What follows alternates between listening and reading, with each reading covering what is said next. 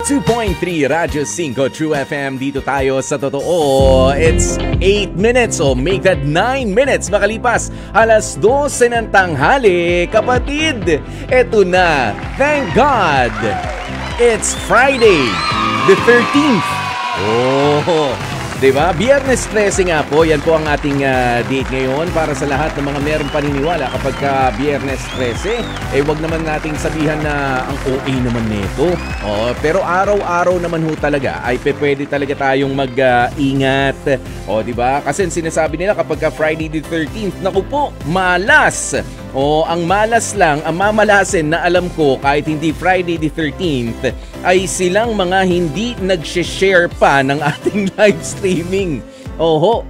May sumpa. Kaya kung ikaw ay nakikinig ng ating live streaming ngayon sa 92.3 True FM Facebook, naku matakot ka na. Baka habulin ka ng malas. Kaya i-share na yan kapatid. Now na, maniwala kayo, seswertihin naman kayo. Yung kabaliktaran ng malas, yun ang mangyayari sa inyo, okay? Ayan, kaya ako biglang napahugot din ng cellphone ko. Sandali. Ako pala mismo hindi pa nakapag-share. Pero para sabay-sabay tayo, di ba? In the spirit of fair play, ika nga. Ganyan. Sabay-sabay tayo. Hindi lang yung basta nananakot ka rito. Pero sana naman dahil tayo ay patuloy na lumalaban pa rin sa buhay. Kahit pa nga nahihirapan, kahit na sinasabi ng iba dyan, ang expression, ako minamalas ako, Kuya Poy, doon sa trabaho ko. Ayan. O kaya minamalas ako doon sa asawa ko. Ayan, ang dami-dami mga sinasabing ganyan. Hindi. The mere fact na ikaw ay meron pang naiisip na solusyon, meron ka pang pagkakataon na maitama yung mga mali o kaya naman ay maiayos yung mga sa tingin mo ay gumugulo at nagpapabigat sa mga trabaho, sa mga gawain mo, okay lang yan. I-consider mo na lang yan as challenge. Ganun yun Depende kung papaano mo raw titignan yung mga problema. Pagka tinignan mong problema, mananatiling problema yan. Pero kapag tinignan mo siya bilang pagsubok, at alam mo naman tayo, pagka may pagsubok, may pagsusulit, ayan, parang examination, ginagalingan natin, di ba? Para makakuha tayo ng mataas na grade. Ganun din sa katotohanan daw po sa buhay. Ganyan yan. Kaya dapat depende kung positive ang outlook mo. Dadaan lang yan. Parang lubak lang yan. Dadaan na ganun, magiging swabe na ulit. Katulad na lamang ng ating pagkakarinigan araw-araw. Diba? Tuwing pananghalian, kahit na yung iba ay medyo magaspang, masasabi yung umaga, yung pagsisimula ng araw. Pero pagdating ng pananghalian sa lunch break, ay nako, dapat pagkatapos ng lunch break ko, okay na, swabe na ang mga gawain ko. Iwan na kaninang umaga yung mga hindi magagandang mga pangyayari. Yan, yung mga ganyan dapat ang mga pagtingin natin, di ba? Lalong-lalo na. Dahil nga merong tatlong 250 pesos na cash prize na pwedeng makuha sa ating programa ngayon. Di ba swerte yan? O kaya naman ikaw ang isa sa mga maswerteng mapili na mabiyayaan ng ating Sulit TV Box. Di ba swerte na naman yan? Tapos ikaw meron kang katabing telepono. May katabi kang telepono, pwede ka ring sumali doon sa ating H2H Astig Confessions. At eto nga yung ating mga hotlines. Ibibigay ko na rin sa iyo para sa inyong mga comments.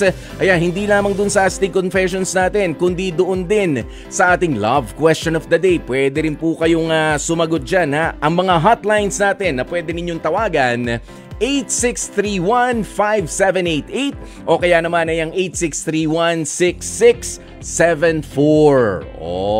At kung kayo naman po ay merong cellphone dyan at nakatutok na rin sa amin, hindi lamang sa radyo kundi online na rin, sige na, i-share nyo. Huwag na kayong mahiya naman. I-share nyo na ang nahihiya po ngayon ay yung mga hindi pa nag-share ng H2H o yung heart to heart na programa natin. Yun ang nakakahiya kapag hindi ka nag-share. Pero kapag i-share mo, iba ka. Kasi yung pinakikinggan mo, may class, may dating, puro dating. At meron pang padatong kapag sinuwerte ng bahagya, di ba? Ganun yan I-share nyo na nga po na matatagpuan po yan sa 92.3 FB page natin at ang inyong mga komento, ang inyong mga reaksyon sa mga mapapakinggan ninyong storya ay pwede rin. Pwede. Kaya naman, sa oras nga po natin na 14 minutes makalipas ang alas 12 ng tanghali, halika na kapatid. Tumutok ka na habang umunguya-nguya dyan o kaya naman nagkukuya-kuya-kuy, nagpapahipahinga lang o sige lamang sa trabaho. Sige, tutok mo na yan dito sa amin, ano? Kaya naman, umpisa na nga po natin ang ating H2H Astig Confessions.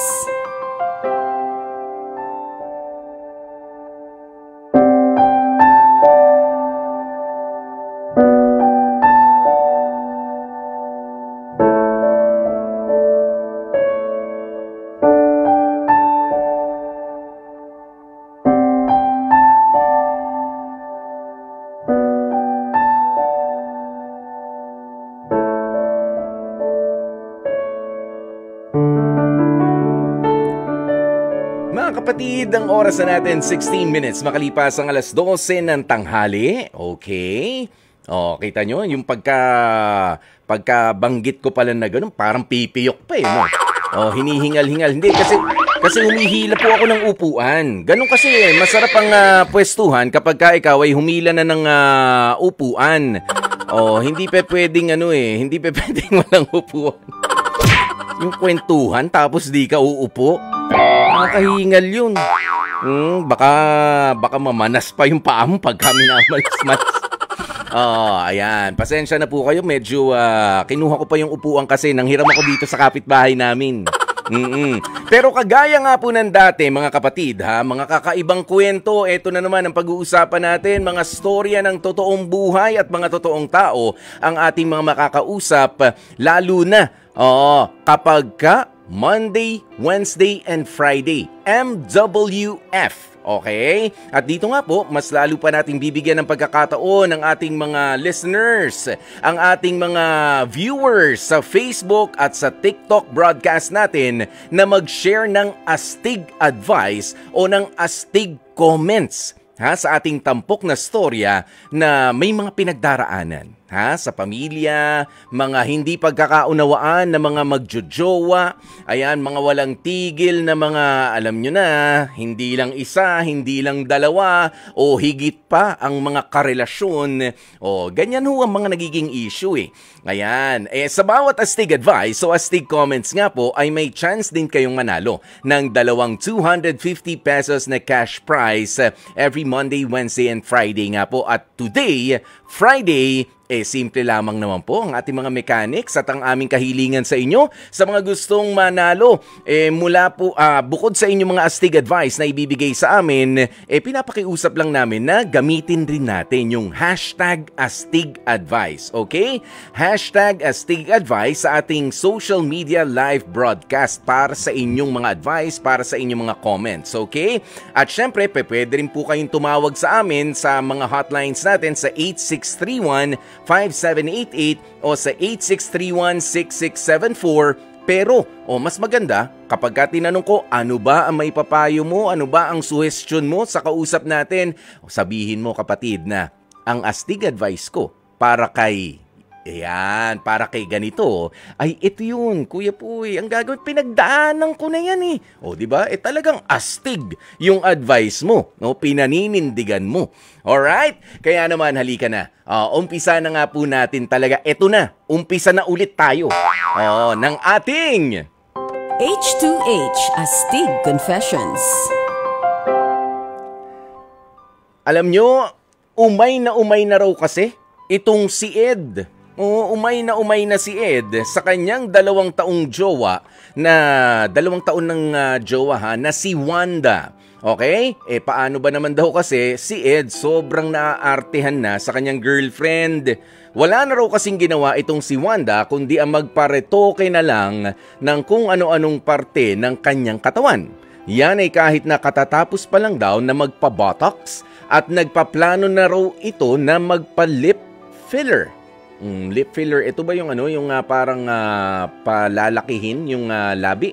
Ganyan. Ang depensa naman daw ng kanyang girlfriend, punong-puno raw kasi siya ng insecurities sa sarili.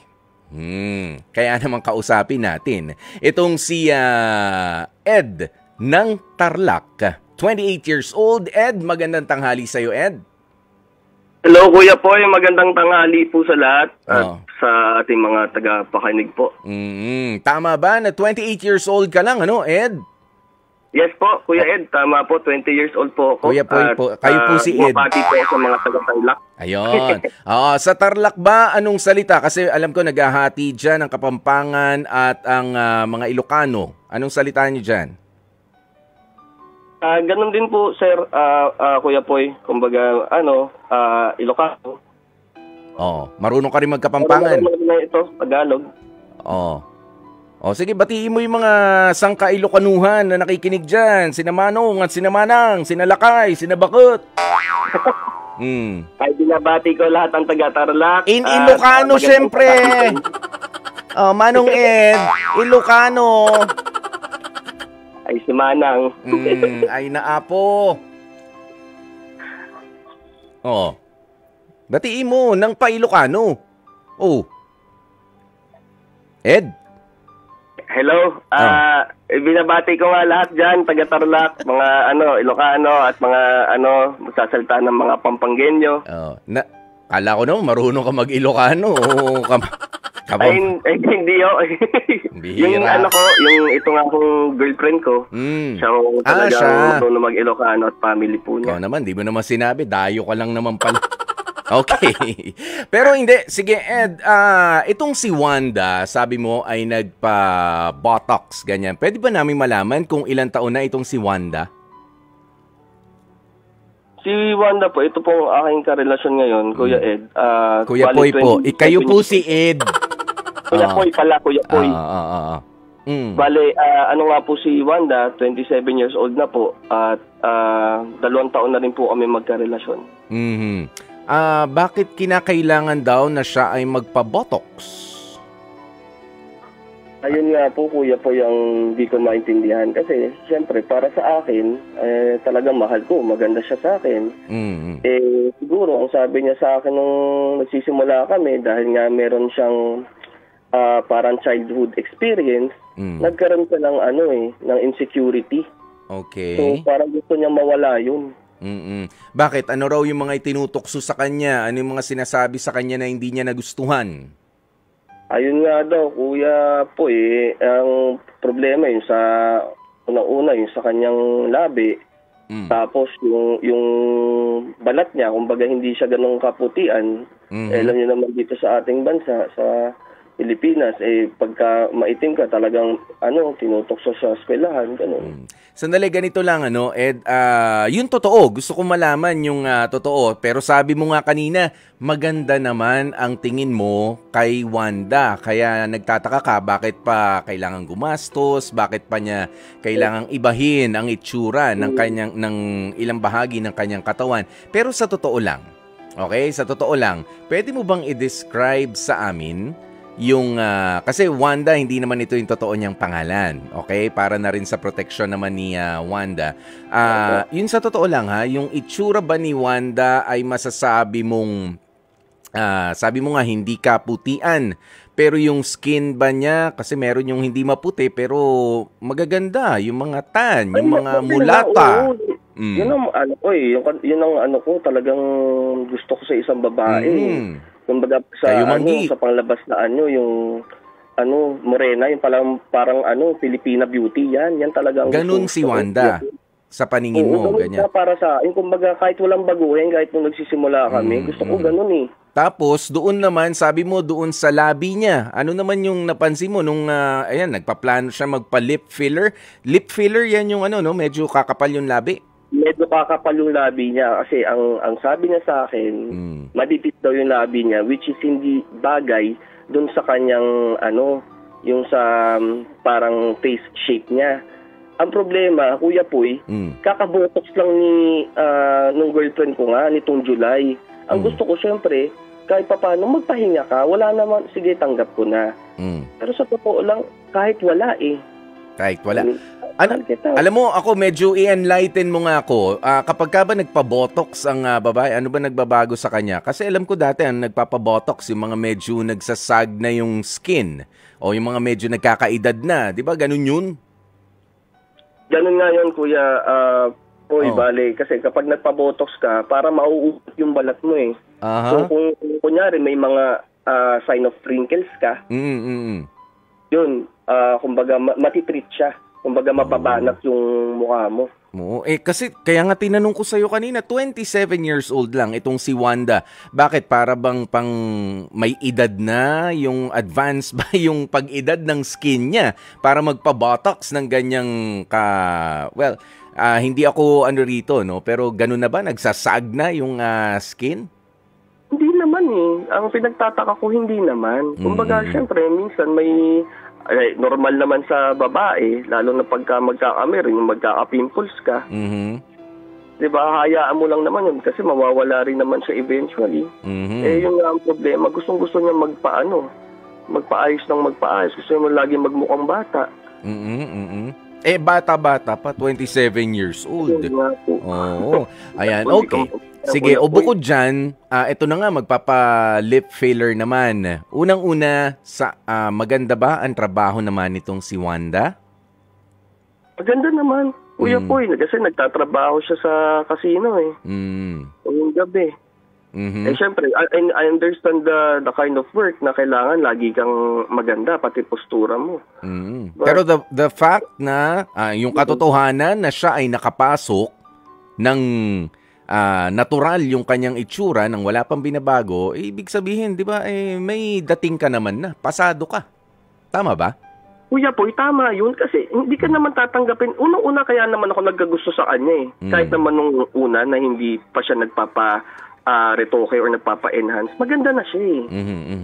Hindi ka naman tatanggapin sa casino if you don't have the pleasing personality. Lalo na nga kapag haharap ka, no? Haharap ka sa mga tao. At ikaw ba ay meron ding hanap buhay, Ed? Yes, Kuya Poy. Ako naman sa office naman ako. Office-based siya, kumbaga customer service. Huwag na natin banggitin ng kumpanya. Huwag na. Pagka nagbayad na sila siguro ng ayan, pwede. Ayan, pero eto na nga yung tanong ko. Sino ang gumagastos sa mga gustong baguhin nitong girlfriend mo sa katawan niya? Nahihingan ka ba? O kaya na, kumbaga, contribute ka naman, gusto kong baguhin to para mas gumanda ako, ganyan. Naabala ka ba dun sa mga parting yun ng gastusan? Hindi naman totally naaabala ako sa ganun, Kuya Poy. Kumbaga, most of the, kumbaga sa gastos, siya naman yun. Kumbaga, pinag-ipunan naman niya. Ang lang talaga sa akin, kasi syempre, kumbaga, pagka kami lalabas, magde-date, ako na yung gumagastos, which is, kumbaga, ko naman yun. Kumbaga, decision ko naman yun. Maluwag sa loob ko. Kasi mahal ko naman siya. Ang problema lang, nag-aalala lang naman ako dahil, kumbaga, sa pahinga. Sa pahinga lang naman. Ayan, sa pahinga, tsaka doon sa, syempre may mga isasaksak na gamot yan, ano? May mga isasaksak na gamot. Tama ba? Yun nga. Kuya Poy, isipin mo, kaano lang nitong July, may na naman tong lip filler, sabay, ang sabi sa akin, itong November or December, by the end of this year, gusto pang magpa-Barbie arms. Ano no? Barbie arms. Ano yun? Ko, Barbie ano mangyayari arms, sa Barbie arms? Halika nga be, liliit yung liliit yung braso. Liliit yung braso. Gusto pang maging manika Okay. Ayan, pero ito lang naman ang tanong ko, diyan ba sa mga procedure na yan na pinupuntahan niya, lisensyadong clinic ba yan? O baka naman ito yung mga, alam mo na, may mga kaso dati, mga kakilala lang. Tuturukan ka ng ganito, ayan, pampaputi, tuturukan ka ng ganyan. Alam mo, ang pwede magganyan, mga nurse. Ayan, sa pagkakaalam ko, no, yung mga glutathione, yan, yung mga ganyan. Pwede. Pero kailangan din talaga ay sigurado ka at walang kontra, medical, hindi nagko-contradict kung meron kang iniinom na gamot, kung may maintenance ka, inaalam din yan 'di ba? Hindi ka pwedeng saksak ng saksak. Pero ito, bago magpaano, kumbaga yung sa allergies mo. Kailangan wala kang allergies kung ano. So dumadaan Kailangan naman siya dyan. Dumadaan doon. Maayos. Opo. Maayos yung clinic. Lisensyado. Maayos naman yung clinic, Kuya Poy. Tsaka, di ba nga, dito siya nagpa-botox, maayos naman. So, siyempre, kumbaga, ang pinag-usapan nga namin, yan na yung clinic mo eh. Kumbaga, maayos yung unang gawa. Itong mga susunod mo, di dyan ka na lang ulit. Yun nga lang, sana, palipasin natin man kahit ilang buwan para kahit paano, may quality time tayong dalawa sa atin. Quality time. Oo, Kuya Poy. Kasi importante yun eh. Aanin ko naman yung ganda mo kung di naman kita nakakasama, di ba? Kasi nga, tuturukan siya. Tapos, papahinga. Gaganda. Tapos, konti lang. Wala pang quality time. Ayan, papaturok na ulit. Hindi na papahinga yung katawan. So parang nagkakaroon itong si Wanda ng addiction sa, sa modification sa kanyang katawan? Masasabi mo bang ganon? Hindi, Kuya Poy. Mahirap siyang anuhin ng addiction eh. Parang ang feeling ko kasi, it's more like parang personal behavior. Like kaya nga yung gaya na sinabi ko, nung nagsisimula kami, na kwento niya na meron siyang childhood experience. So, I think, nabuo dito yung Kuya Poy yung insecurity. Yes. Na mawala. So, kala niya siguro, kapag nabago niya, yung mukha niya at yung niya sa katawan, mawawala tong insecurity na ito. Oo, pero hindi kasi iisip. Syempre, naapektuhan yung sa aming dalawa, Kuya Poy. Yun yung lungkot eh. Sa relationship nyo na. Yun. Pero ano nga yan, di ba may kasabihan tayo kapag may kasabihan yung iba dyan kapag ka nagpatato. Umpisa natin sa tato. Nagustuhan yung unang tato, nasundan, di na nakita yung braso.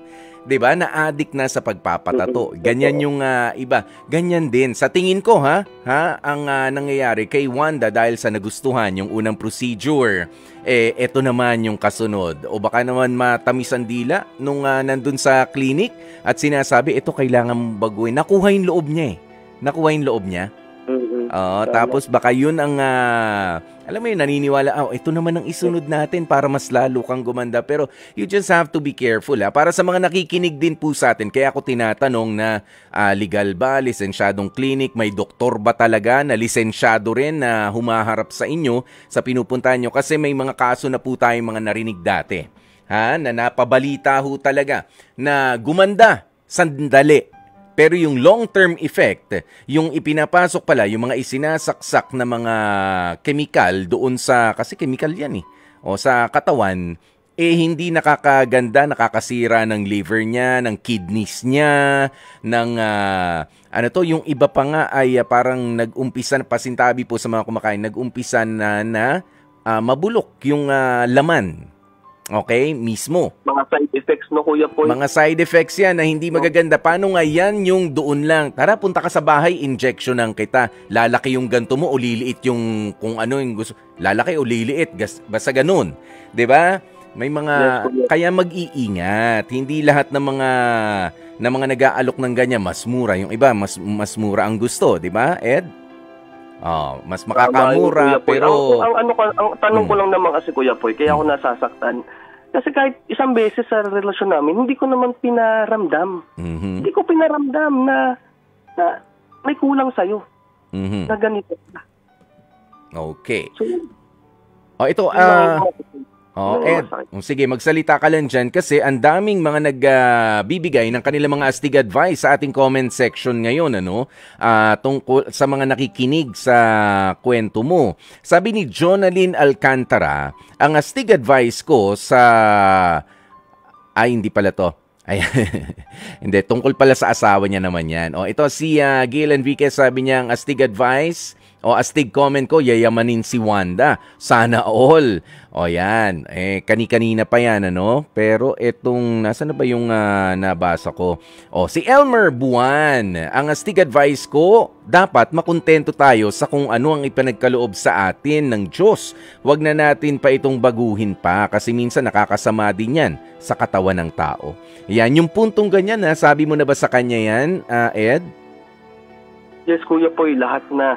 Kanya ang tanong ko, lahat naman sinabi ko na, pinaramdam ko, ginawa ko sa amin dahil mahal na mahal ko siya. Kahit nga wala lahat yan eh. Maganda pa rin siya for me. Hindi ako hahanap ng iba. Siya lang ang babae sa buhay ko. Okay, eto na si Rita Pardico, sabi niya, ang astig advice ko, #astig advice ko, makontento tayo sa kung ano ang ibinigay sa atin. Kaartihan na po yan at wala siguro siyang tiwala sa sarili niya, sa itsura niya. Delikado po yan ate ha, puro retoke. Ang pagsisisi na sa huli, baka magaya ka sa iba na napahamak pa sa kakaparetoke. Isunod na rin natin itong sinabi ni Kaizel Macapactor. May mga napanood akong interview na mga ganyan. Nakaka-addict nga daw po ang magparetoke. Ganoon.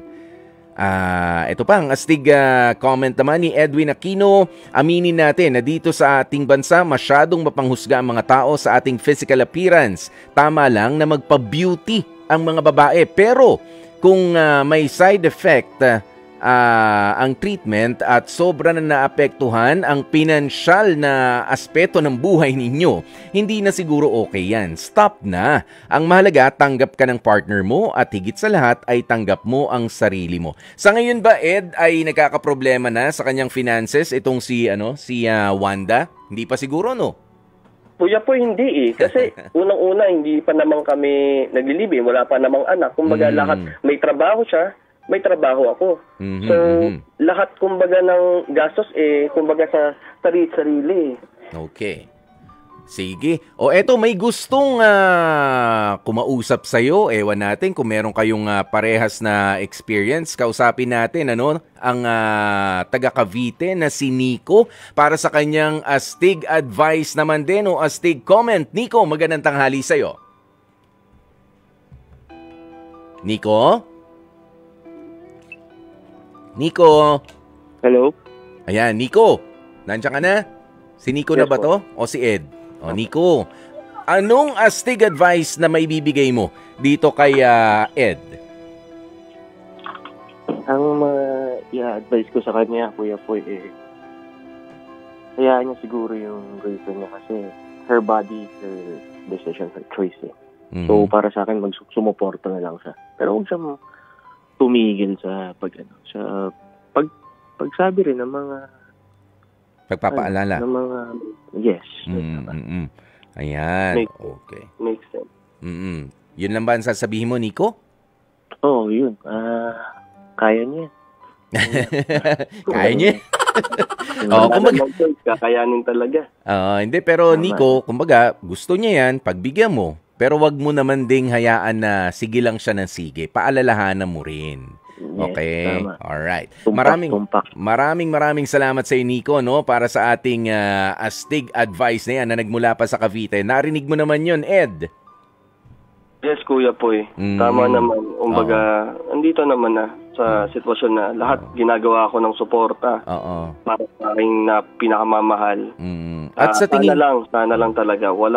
I pray to God na walang side effects or mangyari sa katawan niya. Yun lang. Yeah. Okay na ako. Pero ito, mas maganda, bibigyan ka namin ng pagkakataon na magbigay ng espesyal na mensahe naman para dito sa iyong partner nga na si Wanda, sa iyong girlfriend na maraming mga insecurities sa katawan, kaya naman dumating siya dito sa punto na paretoke siya ng paretoke, inuunti-unti na, okay lang naman. Sabi nga, wala namang masama. Ang problema, nagiging sunod-sunod na.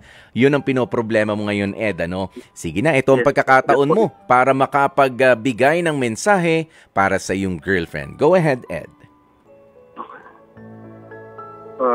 Babe, alam mo, unang-una gusto ko talagang sabihin, mahal na mahal kita.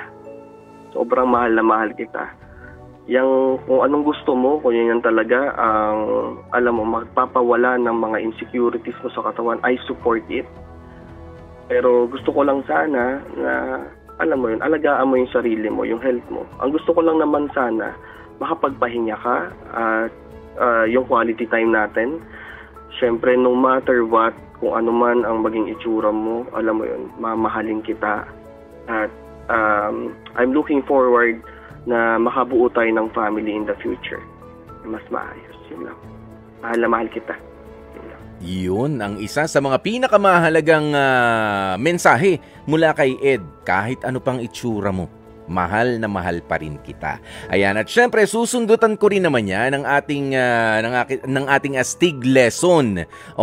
If you come to think of it, nako mga kapatid, lahat po tayo ay mangungulubot. Lahat po tayo ay magsasag ang ating mga skin.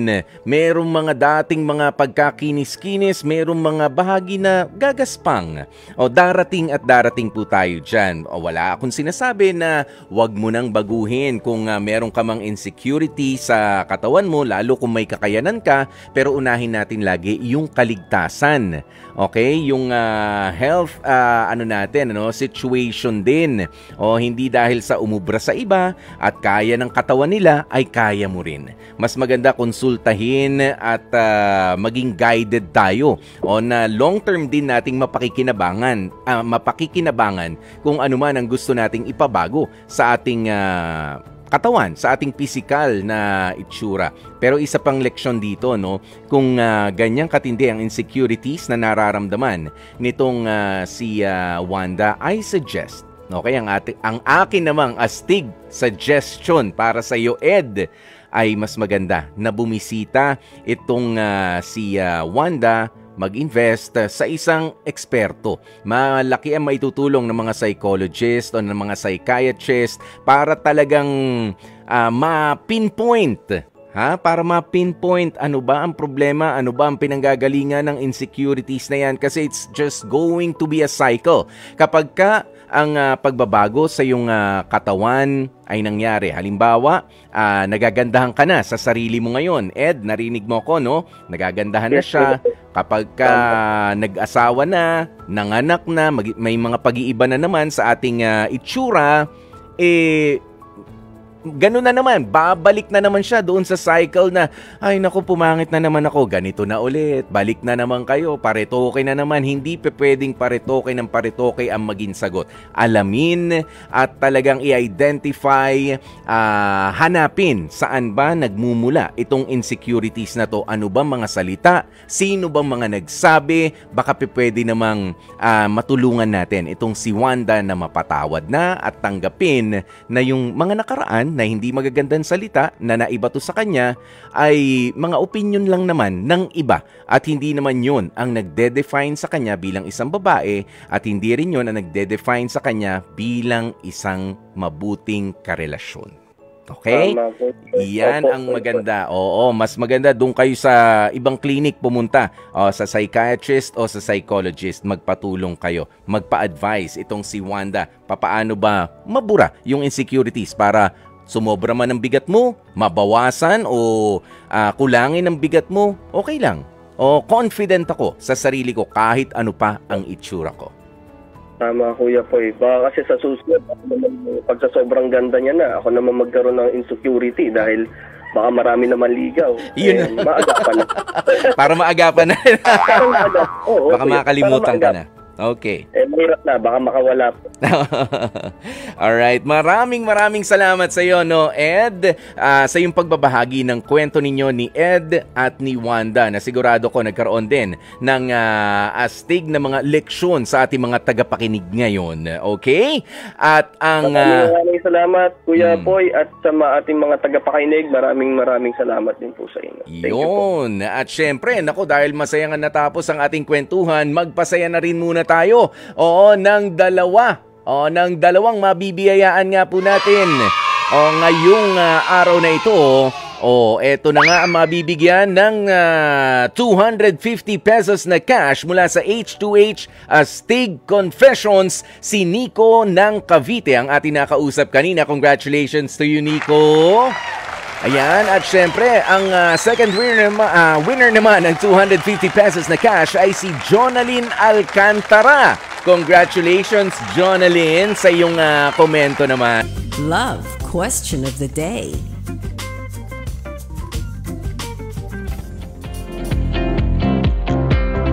Mga kapatid, ang oras na natin is 5 minutes before 1 p.m.